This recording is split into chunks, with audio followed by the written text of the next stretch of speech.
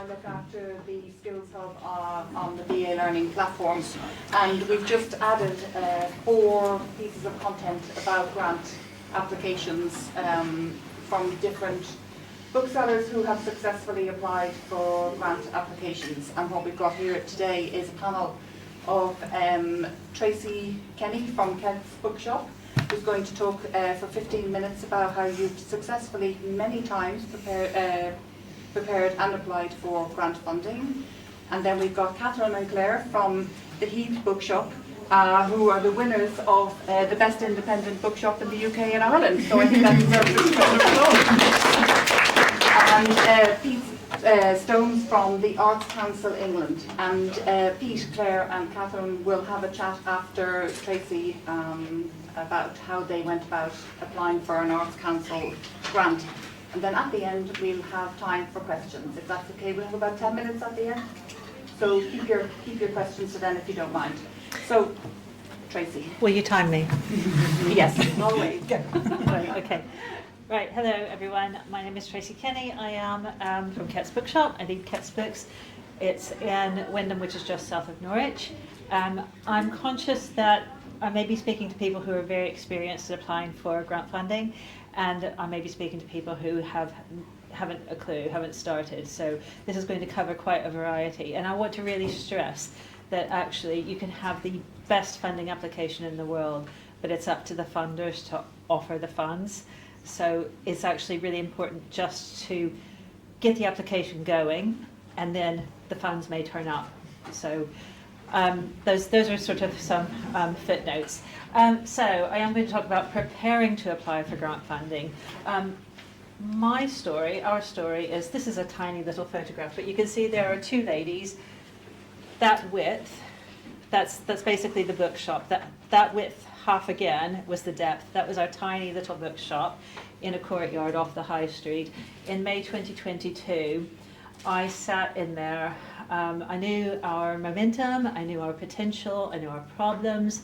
I didn't know a way out. So for something to do, I went on a course that the County Council were offering on applying for grant funding. And I said to the man leading it, I have no project. And he said, that doesn't matter. Get ready, the project will come. And that's basically my presentation in 6 words. Get ready, the project will come. Because you don't want to have to get ready once you've got the deadline on your desk. 15 months later, we moved from that into that. Our bookshop occupies the whole of the ground floor now. We have rooms out the back, and we have spaces that we rent upstairs for additional income to other businesses. And then a mere 11 months after that, we owned the building, the whole thing. We raised a total of between interest-free loans from our supporters, district council funding, we got a sustainability grant from the BA, and a few other funders and central government. We raised £401,000 in that amount of time, got in and owned the building. So that's why I'm standing here, to share my experience. Yeah, it's our forever home now, and we talk about keeping Kett's Books for good, because that's permanence and that's about our ethics. Some of the things that you can do, funders are not giving away free money. It's really important to know this isn't just a handout. They are looking to make an investment in change. They want to create social impact, but they're used to administering large amounts of money. They don't actually know about connecting with a child who doesn't want to read a book. So they go to other people who can deliver the social change, and that's us. They're looking for organizations who are going to be good stewards of those monies, who can demonstrate that they actually know what they're talking about, they have the experience, and that they have a sound business model.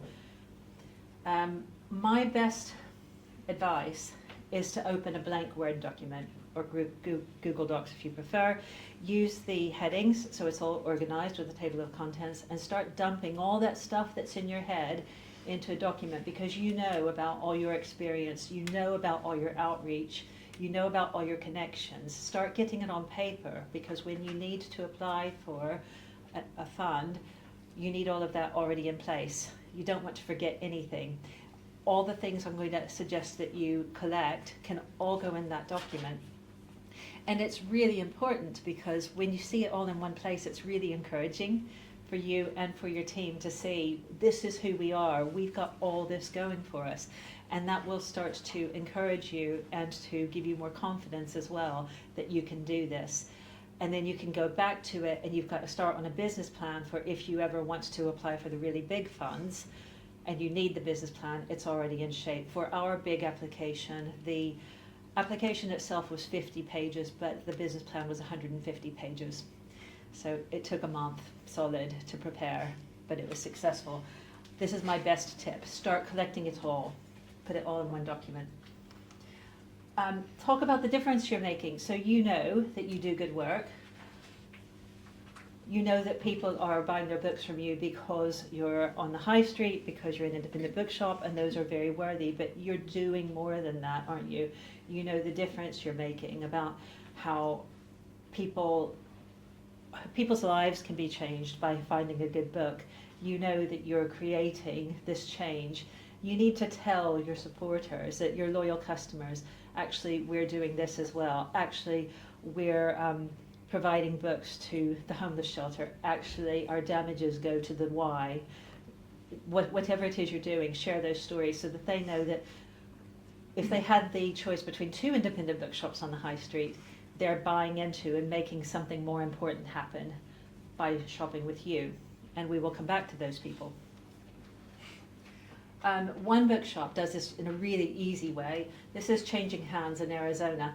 They just have a list on their website of everybody they've ever given a gift voucher to or a raffle prize to. And it's many pages of scroll long. It's really easy. So every time you give to a brownies group or anybody, just put it on a page on your website, and it will show that actually you are impacting the community as well as providing good books.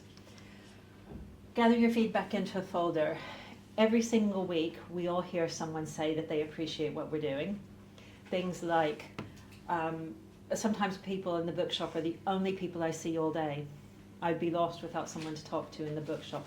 You've heard that kind of thing. You hear it all the time.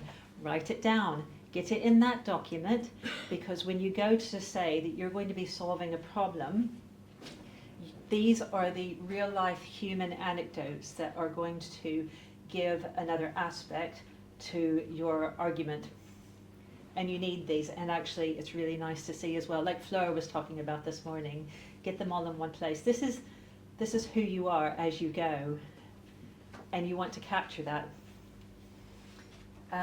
Surveys as well. Surveys are great because you get feedback about what you're doing. If you're getting it wrong, it's not very nice to hear, but it's good to hear. If you ask people what they want to see more of, then that shows demand for the project that you might be applying the funds for. But also ask some open-ended questions. How effective is what we're doing? What do you think of what we're doing? And that gives people that opportunity to gush. So it feels really good, but also you can put it then back in that document, so you've got those anecdotes to flesh out the argument for you to have the funds. Okay, go on training.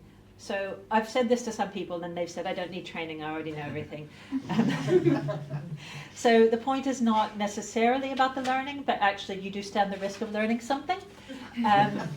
The reason to go on training, and I really recommend it from your county council, and I will just say, I know that local government is changing. None of us know how it's changing. So we will just carry on talking about it as it is now, because actually the fact that county governments, local governments are still going to have to put funds into making communities better, that's not going to change. So we'll just carry on talking about it as we are.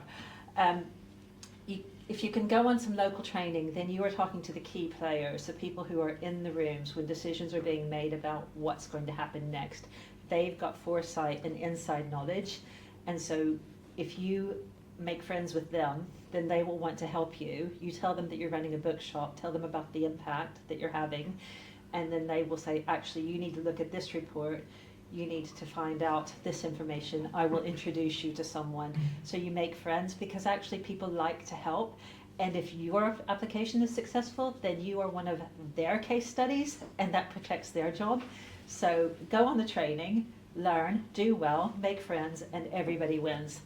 And then you can go back to people who have helped you and thank them, and they will be delighted that you're doing so well and introduce you to more people. Okay, so you might not be able to read this, but if you go away with a fresh sheet of paper and on a really granular level, think about every single thing you do. Who benefits and what the impact is. So I've put opening the bookshop, just literally opening the door. Who benefits from that? Well, the customers benefit because you open the door. But what does that mean? Well, for some of them, that means there's social inclusion, which means that their mental health has improved, which means that there's less strain on services. So that's actually really important. And that's what people want to invest in. So on every level, you can actually say, this is really important, even though it just feels like story time to us. We got out a picture flat and we read Oi Duck to some children.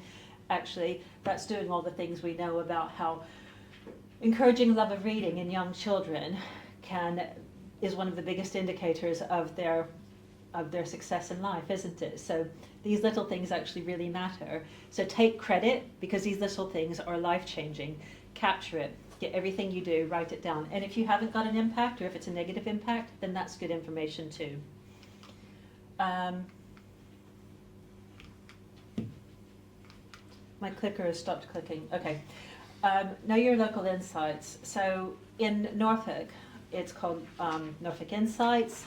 In other counties, the data set is going to be called something different, but they're all going to have this data.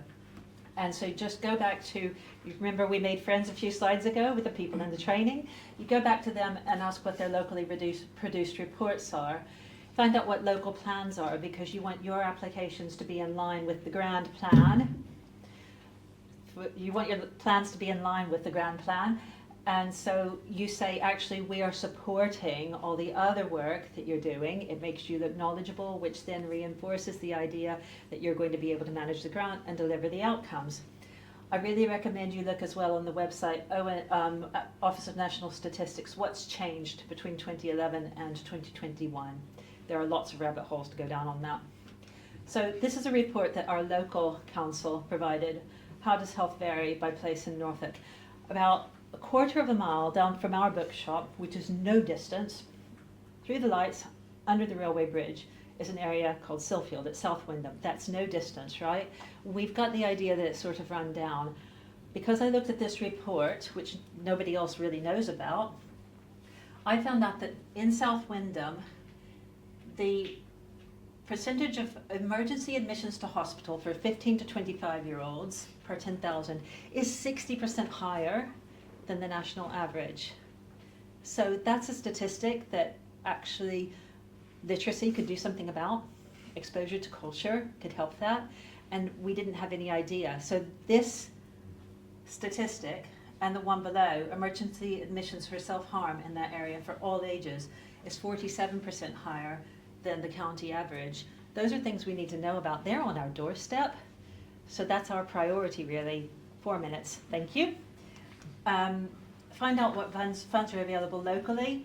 So if you go back to those sources, but also online, look up community grants, look up business support, look up district council grants, county council grants. There's going to be less competition for those than there is if you're looking nationally on national websites, because there's going to be a lot of competition for those. Also, these guys are going to be probably more open to funding applications from businesses that are not social enterprises. I would encourage you to think about becoming a social enterprise, because it opens all kinds of doors, but that's not for this session. Be really clear about your project, your timeline, your budget, the benefits, and what happens if you don't deliver it. That should be obvious, but even if your funding application doesn't require all of those, you need to know. You need to know that you're going to be able to do it.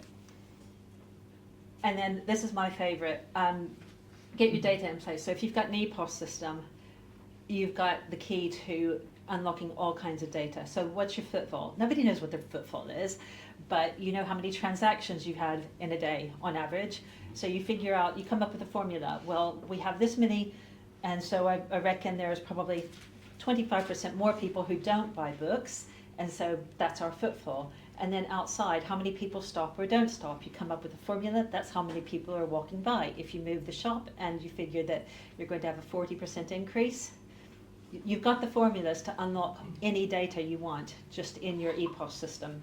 So just come up with a formula and capture it, and then you can defend it. And then finally, start small. So a small 500-word application is a great place to start, because you build practice and you get better at it, and it shows that you can administer the funds. You can do what you said you were going to do. But also, remember when I said about making people aware of what you're doing, making sure your supporters know that you're more than just a bookshop. A lot of bookshop customers, particularly retired people, have a few loose £1,000 that actually they wouldn't mind giving you as an interest-free loan, which you could use to, for instance, get an accountant to prepare your figures so they look really professional. So I really recommend make sure that you're wooing these people all the way along, because you may want to just say, can I have a short-term loan, 5-year loan, £5,000, get the accountant to prepare the figures. You don't need to do that for every application, but if you were looking for big funds, then you do want it to look the business. So start small, start getting ready, get all of your business in place, and you'll be in a really good position when the opportunity does come along.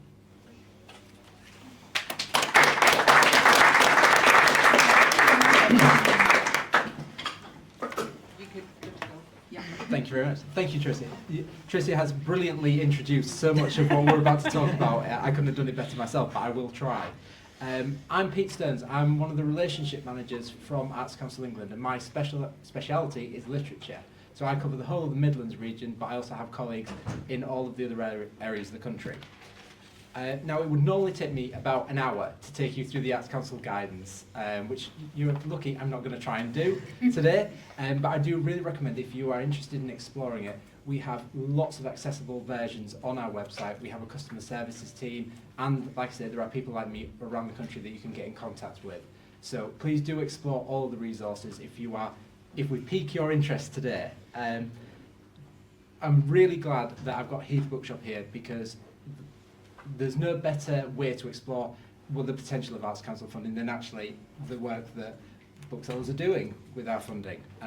So the first thing I want to ask is, what was your project and what have we funded you to do?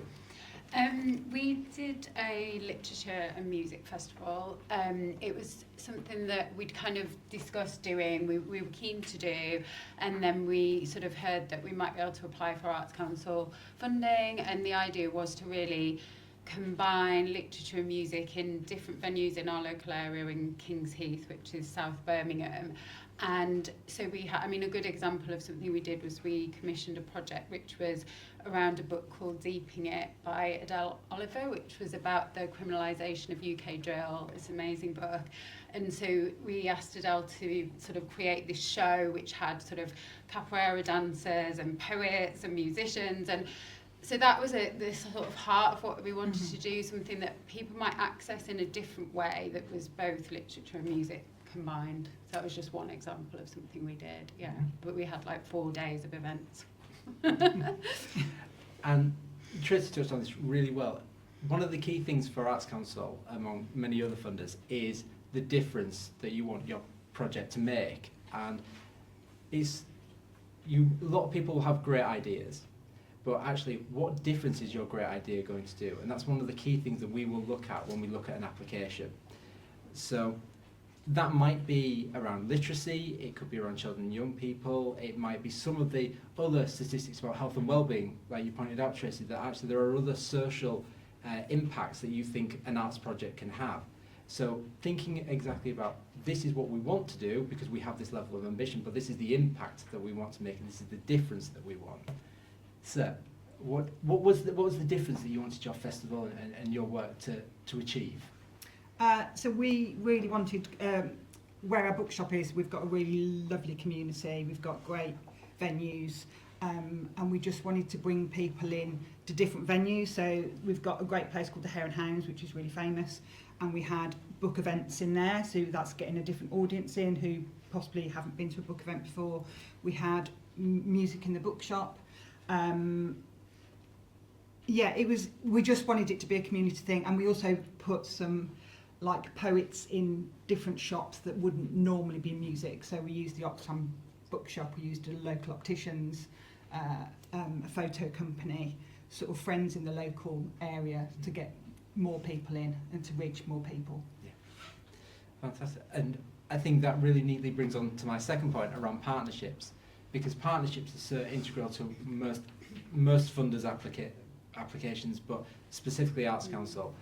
We are very keen on projects that have a clear sense of placemaking and working collaboratively. Now, bookshops are fantastic in their own right, they do wonderful things in their communities, but working with local partnerships, and particularly some non-traditional ones, allows the benefits and your expertise to reach new people. Because if you consider who is coming to the bookshop, it might be that you get a lot of the same people, whereas actually the work that you do, the knowledge and the expertise that you have and the resources that you can bring to bear actually can benefit people who might never come to you. So actually working with other local partners can be a really critical part of reaching those new audiences. Do you want to say a little bit more? Because you mentioned some of the really fantastic partners that you've had and how they've helped you achieve your ambitions. Yeah, we had two main partners that were part of the project. One was the children's bookshop, which is round the corner from us, called How Brave is the Wren. Jenny's been operating for a long time as a travelling bookshop, and then she'd opened around the same time as us. And so we do young adult and above, and she does young adult and below. So that was perfect, because she's also has her own festival that she'd successfully got funding for. So it was like somebody who'd done it. And then the Hare and Hounds, the pub and music venue that Claire mentioned, had also successfully got funding before. And they're obviously experts in, doing gigs, which was what we wanted to do. Like, we had music in the bookshop and we had gigs there. And so again, it was people who'd got some expertise in running bigger events and festivals. Jenny also had started her own music festival years before, so these were people that really could support us, and so that was sort of our main partners. And then we worked with more people in the community, like Claire mentioned, as well as the library as well. And so we just, that was really key, I think, to giving us confidence to have support. Yeah.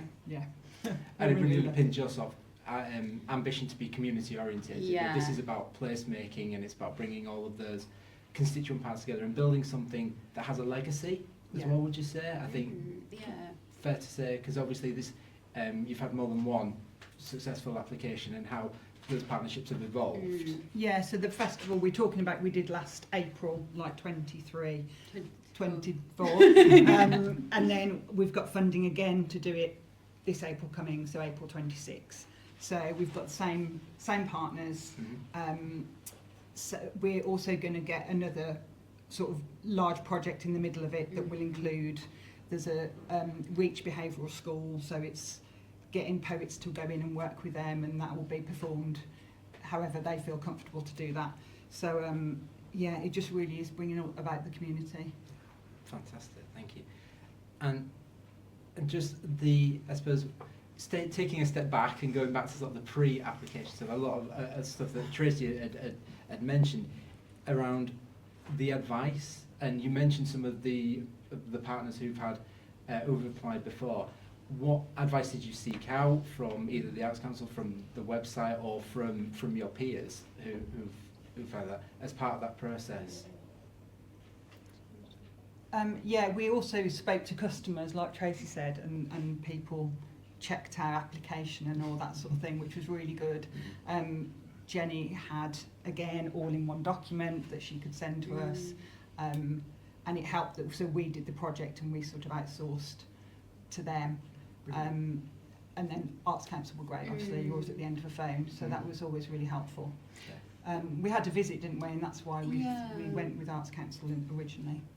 And Writing West Midlands is an organisation that were really supportive for us. In fact, it was Jonathan Davidson from there who really told us, you can do this. So because I think we were keen to do the festival, but we hadn't thought about getting funding, to be honest. And so then it was like, oh, okay, there's people that can help us with this. So he gave us advice, and then somebody who'd done Arts Council applications checked our application from the shop, as well as the people that we were in partnership with. So it's those networks that have been really important, and I think that's something that goes along, even if you're not planning an application now, it's actually making those connections with people who have experience of applying for funding, so that when the time comes, you do have that peer support. You're not doing it on your own, you're not approaching this cold, you can actually lean on others to get their expertise. I think what was really interesting is you mentioned Writing West Midlands. For anybody who doesn't know, the Arts Council supports a series of what we term writer development agencies. They're part of our national portfolio, and they receive regular funding from us. Now, they provide a wide range of services right across the country for writers, but also for the local sort of literary colleges of the places that they work. Writing East Midlands and Writing West Midlands are the two for the Midlands region, but there are others around the country. There is a list on our website, so you can go to that and find that. Please do seek them out, seek out their work, make contact with them. Again, it's not necessarily that you have a project in mind, but it actually can benefit you in the long term. I think that's probably fair to say. I think one of the other major things for people coming to applications like this cold is around risk. Is the risk of, we've never done a project before, what if it goes wrong? Is the Arts Council going to want their money back? What if we don't say and achieve everything that we set out to do? Can you talk a little bit about how we sort of overcame that and whether there's been any particular challenges or anything that's had to change? Sorry, go on. That's fine. We were really thorough. We went into it very much. We closed the shop for a week. We sat there for about 8 hours a day, filling in the form. The form's fun.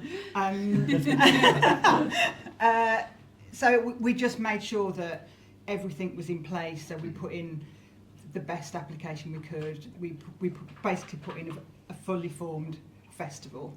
And you are worried when, you know, perhaps that author has agreed to it and now they can't do it and all those things. But so we had backups for that. And then we've done a lot of events since we opened anyway. There's been a bit of a gap in Birmingham for a while with bookshops and events. So we'd had a lot of experience with events. So that helped us knowing where to price things and just knowing that it wasn't too risky and then having people check it and all that sort of thing. So, and then the second application, it's meant we can be a bit braver, knowing that, you know, if that author does drop out, then we've got these things in place. Yeah. And so it's a risk mitigation. It's you doing everything possible to put yourself in a position, whereas if something does have to change, you can pivot it. And I think that's really important. The Arts Council knows that things don't always go according to plan. Okay, it's the cultural sector. You're working with partners who may drop out. Things will change. 4 minutes. Lovely. Things may change. Things may not go to plan. Talk to us. I think it's the first thing to do. If something drastic happens and your project needs to change, for example, it might be that, hopefully not, but another pandemic. I've seen that a lot. People talking about, you know, public health issues. So what if we have to go online? What if this physical festival, these physical events suddenly have to pivot online? That's obviously a major change to your project. So you get in touch with us and you tell us. And we will look at the circumstances around your event. We'll look at the circumstances of what you're proposing to change to, and we'll take a view on that. So we want to work with you. At the end of the day, we've invested in you because we think that you're doing something that's going to likely to make a difference. So if we can support you, we will try to. Okay. I think also if you're clear with your idea, if something changes, you've got that idea is not going to change. Yeah. That was always going to be this project. It was always going to be community based. It was always going to be those sorts of things. So even if something does change, as long as you're still clear about what you're trying to do. Yeah, brilliant. Conscious of time, is there anything else you wanted to add that we haven't covered today from your experience? I think time is probably, I think everything Tracy said is really important, because if you kind of haven't got a project in mind but you're preparing all this information, because that's all stuff that we kind of needed, you know, you will use, and I suppose putting the time into the application. I mean, we can only talk about Arts Council and it is quite laborious, as you know, and that's with good reason. So we did close the shop, as Claire said, and we just did that for the whole week together. So I think allowing time, if you're going to do the Arts Council, but I think we were talking earlier about, we did quite a big project, but I think everyone's doing things all the time that you might be able to get funding for, because we do a lot of smaller events, and so I think maybe not thinking, well, I can't apply for something because I haven't got this huge project in mind. There's probably stuff you're already doing, I would imagine, that you could apply for funding for. Indeed, and it just remains to say that Arts Council funding is available for our National Lottery project grants from 1,000 up to 100,000. Now, I don't want the upper limit to worry any of you. Think about the smaller number, the 1,000. What could you do with from 1,000 up to say 5,000, or what could you do with 1,000 to 10,000 pounds? These are projects that are just as valuable as the ones coming in at the upper end. They're often, more community focused. They might be you just working with one other partner to do some really important community work. So don't be off put by the scale. Think about the difference that you want to make. And if you feel like you can really make a difference to people, then these are the projects which we're interested in talking to you about. I think that covers everything. Yeah. Okay, brilliant. Any questions? Yeah. Hopefully a quick question.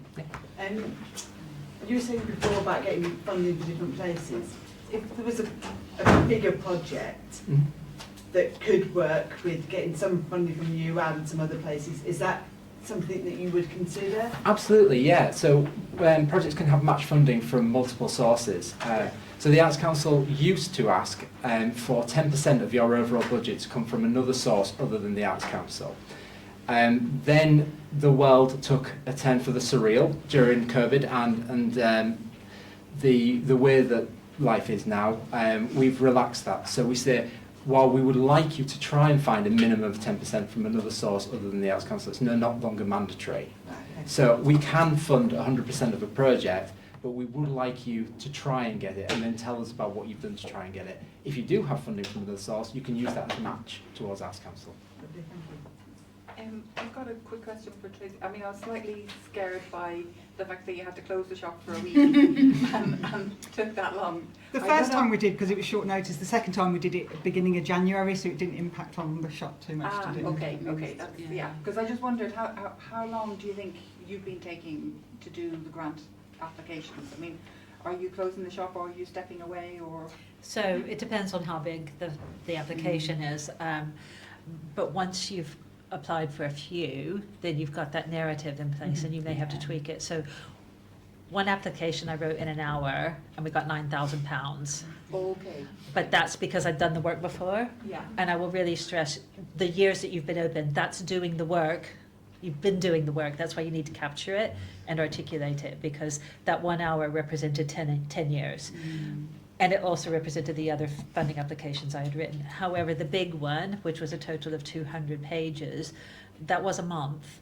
And I delegated, got other people in to help out. I just basically disappeared, closed myself off, pretended I wasn't there, ate pot noodles, and it was just head down and got it done. But it was a month. I was just really fascinated. It's a bit of a nitty-gritty question, but when you were saying about the health report and the statistics, what did you do then? What was it? How did you use that? Well, really interesting local information. We're still working through our response. We've got some ideas, and we're talking to potential funders now about what we could do next. Yeah. But it really has focused our attention on the younger people and trying to get them, to come across the roundabout into town. Yeah, thanks. Dominic? Yeah. So the Arts Council, it's your national lottery, yes? Yes. So if you got an application in for a national lottery, other awards like awards for all this stuff, can you still apply to the Arts Council? So in those circumstances, I would recommend calling our customer services team and just letting them know exactly what's in the budget, and they can talk you through the eligibility of the different funding pots. Okay. Thank you. No problem. This might be a whole other session. I think you did say that. But I'm just interested whether Are you guys a limited company, or is that, and Yeah. you've gone down the route of being a CIC? And how does that work with applying for funding and things? Is there like lots of places where you've got to be a community interest company, or? Yeah, we've only obviously got experience Yeah. of Arts Council. So everyone that I applied to, most places I applied to were only accepting applications from not-for-profits, including CICs. And yes, there could be another session on that, but basically don't be put off by the idea of being a CIC, because you can still earn a wage far bigger than you are actually ever going to earn and be a CIC. It just means that nobody's getting rich off it, and the benefits of it, in addition to opening all those doors, are huge. So it's something to think about, but for local government grants and local investments, those will often be open to regular companies. And if I can just add on the Arts Council, there's a full list of eligibility criteria in the guidance document, so you can take a look at that just to make sure whatever model you are running is applicable. I think that's one of the top tips, isn't it? That before you even embark on it, on the grant application, is to actually look and see how close your project aligns to what that organisation is trying to achieve, and then what you need to do in order to apply.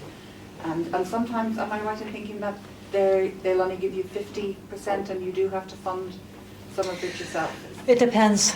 Yeah, Okay. With our big grant, we had to come up with a percentage, 25%, I think, which was additional work, but we did it. All right. Okay, yeah. Last question? Yeah, sorry. So I'm in the process of opening a bookshop, and obviously I have my business plan, strategy, and theories around social good, etc. But I don't have any sort of track record yet. Like, I guess there's a question for both of you really, whether is it better to kind of get going and have some data on like what you've already been provided, or is it worth applying for funding this early anyway for projects that are already in the works? So I think there's two parts to the answer from our point of view. The first is we don't specifically ask about track record, because we want our funding to be accessible to everybody no matter what point they are in their creative journey. So we don't focus on that. What we focus on is the deliverables and what you want to do. So focusing on what it is you're going to do. If you haven't got a lot of experience in that particular area, are you working with relevant partners to make sure that you bring in the expertise? So it might be that you're in a new community, you maybe don't have the necessary connections to everybody you'd like to, so who are you working with to achieve that? I think the second part of that kind of question is around, Tracy, do you want to answer that? Just while I think on the other part of that. So on the one hand, I want to say, go for it.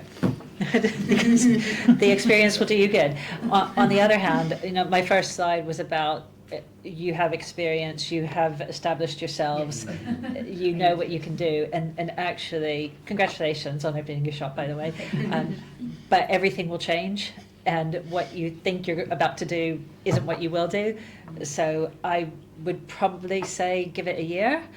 But it wouldn't hurt. But start small. Don't go for 6 figures straight away.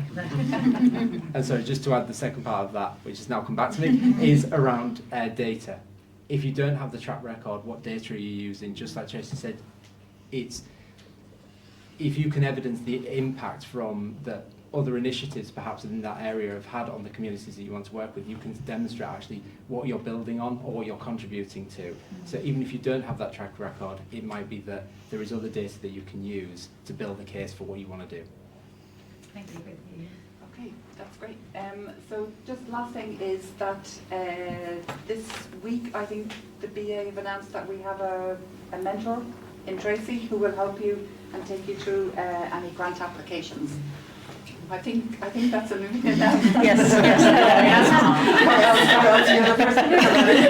Yeah, so you can apply to the BA, and Tracy is available to help you and take you through your grant applications. And I think the key thing I hope that you're going to take away from today is that give it a go. Give it a go. Start to collect the data, and apply. So I want to say a huge big thanks to Pete, Catherine, Claire and Tracy for the session. I hope you enjoyed it.